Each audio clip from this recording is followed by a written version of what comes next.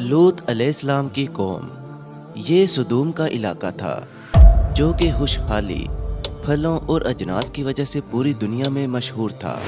दूर दराज से लोग अपने लिए फल और अजनास लेने सदूम के इलाके में आते थे।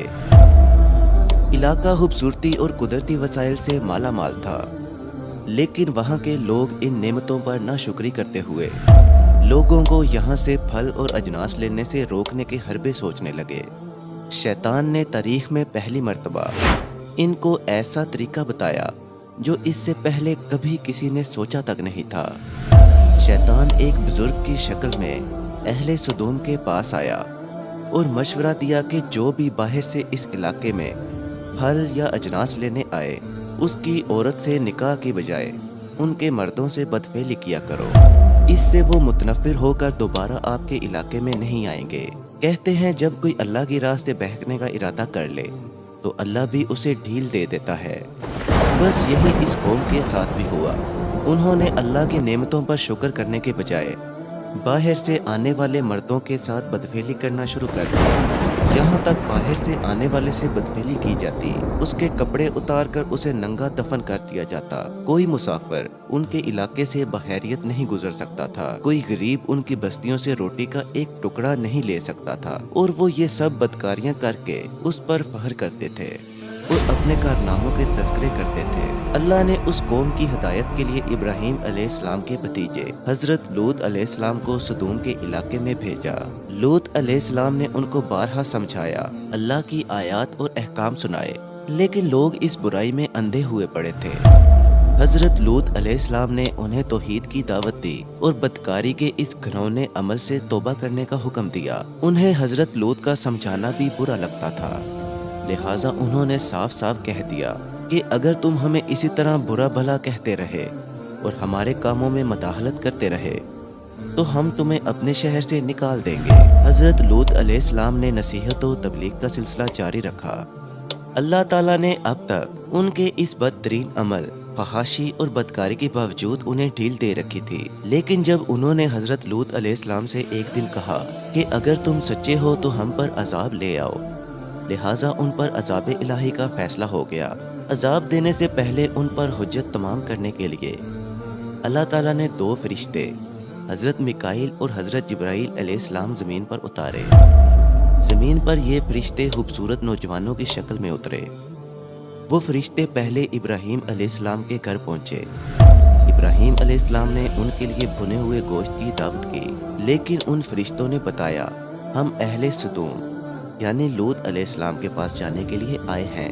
इब्राहीम अलैहिस्सलाम परेशान हो गए कि उनकी कौम तो उन लड़कों को देखकर उनसे बुराई करने से बाज नहीं आएगी। इब्राहीम अलैहिस्सलाम उनको रोकते रहे और परेशान होते रहे, यहाँ तक कि फरिश्तों ने इस राज को खोल दिया कि हम कौमे लूत के लिए दर्दनाक अजाब लेकर नाजिल हुए हैं, जिससे इब्राहीम अलैहिस्सलाम की परेशानी मजीद बढ़ गई, क्योंकि इसी कौम में उनका भतीजा लूत अलैहिस्सलाम भी बसता था।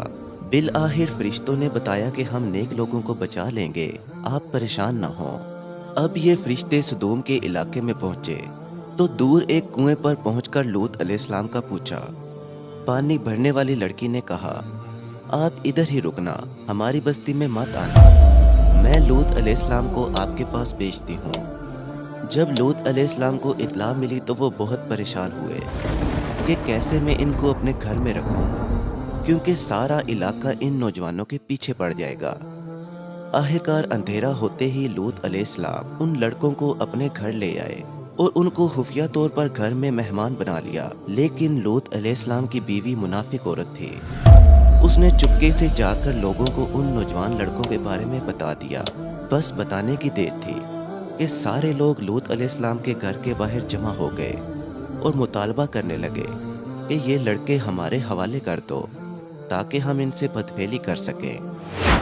हजरत लूत अलैहिस्सलाम ने कहा कि ये जो मेरी कौम की लड़कियां हैं, ये तुम्हारे लिए जायज़ और पाक हैं। अल्लाह से डरो, मुझे मेरे मेहमानों के सामने रुसवा ना करो।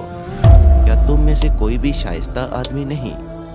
हजरत लूत अलैहिस्सलाम की बात सुनकर वो लोग बोले, तुम बखूबी वाकिफ हो कि हमें तुम्हारी बेटियों से कोई हाजत नहीं اور جو ہماری اصل چاہت ہے تم اس سے بخوبی واقف ہو۔ قوم لوط کے اس شرمسار جواب سے اندازہ لگایا جا سکتا ہے کہ وہ فعل بد میں کس حد تک مبتلا ہو چکے تھے۔ جب حضرت لوط علیہ السلام کی قوم ان کے گھر کی طرف دوڑتی ہوئی آئی تو حضرت لوط علیہ السلام نے گھر کے دروازے بند کر دیے اور ان نوجوانوں کو ایک کمرے میں چھپا دیا۔ ان بدکار لوگوں نے آپ کے گھر کا گھیراؤ کیا ہوا تھا۔ ان میں سے کچھ گھر کی دیوار پر بھی چڑھنے کی کوشش کر رہے تھے۔ حضرت لوط علیہ السلام اپنے مہمانوں کی عزت کے خیال سے بہت زیادہ گھبرائے ہوئے تھے۔ فرشتے یہ سب منظر دیکھ رہے تھے۔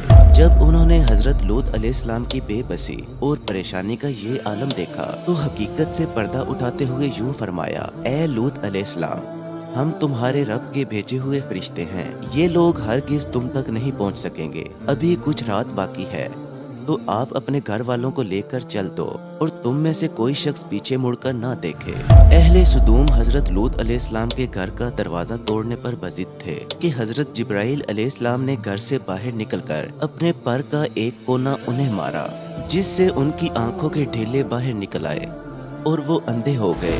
یہ خاص عذاب ان لوگوں کو پہنچا جو حضرت لوط علیہ السلام کے پاس بدنیتی سے آئے تھے۔ حضرت لوط علیہ السلام حقیقت حال جان کر گھر والوں کے ساتھ رات کو ہی نکل کھڑے ہوئے۔ جب نکلے تو ان کی بیوی ان کے ساتھ تھی، لیکن کچھ دور جا کر وہ واپس اپنی قوم کی طرف پلٹ گئی۔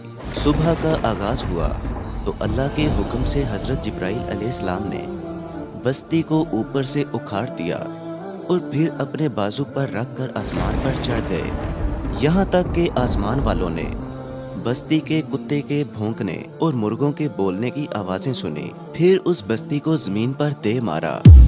جب زمین پر اس بستی کو مارا تو سطح زمین سے کوئی 400 میٹر یہ بستی نیچے دھنس گئی، جس کے بعد ان پر پتھروں کی بارش ہوئی۔ ہر پتھر پر مرنے والے کا نام لکھا ہوا تھا۔ جب یہ پتھر ان کو لگتے تو ان کے سر پاش پاش ہو جاتے۔